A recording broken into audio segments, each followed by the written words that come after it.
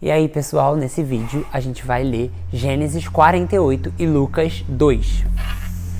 Jacó abençoou Manassés e Efraim. Algum tempo depois, disseram a Jacó: seu pai está doente, e ele foi vê-lo, levando consigo seus 2 filhos, Manassés e Efraim, e anunciaram a Jacó: seu filho José veio vê-lo.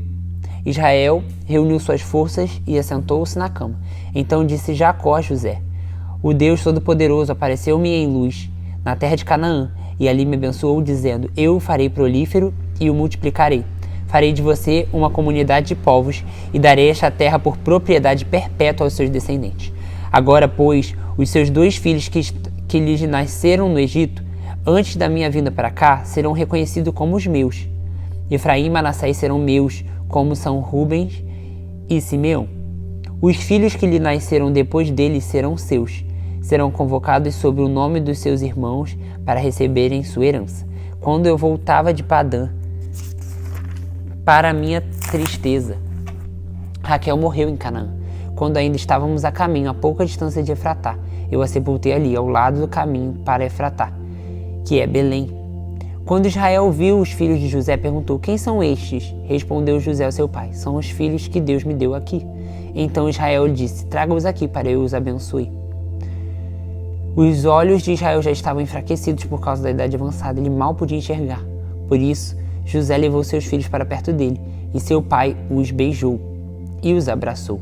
E Israel disse a José: nunca pensei que veria sua face novamente, e agora Deus concede para que eu veja os seus filhos. Em seguida, José os tirou do colo de Israel, curvou-se com o rosto em terra, e José tomou os 2, Efraim à sua direita, perto da mão da esquerda de Israel, e Manassés à sua esquerda, perto da mão direita de Israel, e os aproximou dele. Israel, porém, estendeu a mão direita e pôs sobre a cabeça de Efraim, embora esse fosse mais novo, e cruzando os braços, pôs a mão esquerda sobre a cabeça de Manassés, embora esse fosse o filho mais velho. E abençoou a José, dizendo: que o Deus a quem serviram meus pais Abraão e Isaque, o Deus que tem sido meu pastor em toda a minha vida até o dia de hoje, o anjo que me redimiu de todo o mal, abençoe esses meninos. Sejam eles chamados pelo meu nome e pelos nomes de meus pais, Abraão e Isaque, e cresçam muito na terra. Quando José viu seu pai colocar a mão direita sobre a cabeça de Efraim, não gostou, e por isso pegou a mão do pai, a fim de mudá-la da cabeça de Efraim para Manassés. E lhe disse: não, meu pai, é este o mais velho, põe a mão direita sobre a cabeça dele. Mas seu pai recusou-se e respondeu: eu sei, meu filho, eu sei. Ele também se tornará um povo, também será grande. Apesar disso, seu irmão mais novo será maior do que ele, e seus descendentes se tornarão muitos povos. Assim, Jacó os abençoou naquele dia, dizendo: o povo de Israel usará os seus nomes para abençoar uns aos outros como uma expressão: que Deus faça a você como fez a Efraim e a Manassés. E colocou Efraim à frente de Manassés. A seguir, Israel disse a José: estou para morrer, mas Deus estará com vocês e os levará de volta à terra dos seus antepassados. E a você, como alguém que está acima de seus irmãos, dou a região montanhosa que tomei dos amorreus, com a minha espada e com o meu arco. Vamos agora para Lucas capítulo 2. Lucas. Foi. O nascimento de Jesus. Naqueles dias, César Augusto publicou um decreto ordenando o recenseamento de todo o Império Romano. Este foi o primeiro recenseamento feito quando Quirino era governador da Síria. Todos iam para sua cidade natal a fim de alistar-se. Assim, José também foi para a sua cidade natal. Saiu da cidade de Nazaré, da Galileia, para a Judeia, para Belém, cidade de Davi, porque pertencia à casa e à linhagem de Davi. Ele foi para alistar-se com Maria, que estava prometida em casamento e esperava um filho. Enquanto estavam lá, chegou o tempo de nascer o bebê. Ela deu à luz ao seu primogênito, envolveu-o em panos e colocou em uma manjedoura, porque não havia lugar na hospedaria. Havia pastores que estavam nos campos próximos e durante a noite tomavam conta dos seus rebanhos. E aconteceu que um anjo do Senhor apareceu-lhes, e a glória do Senhor resplandeceu ao redor deles. Ficaram aterrorizados, mas o anjo lhe disse: não tenham medo, estou trazendo boas novas de grande alegria para vocês, que são para todo o povo. Hoje, na cidade de Davi, nasceu o Salvador, que é Cristo o Senhor.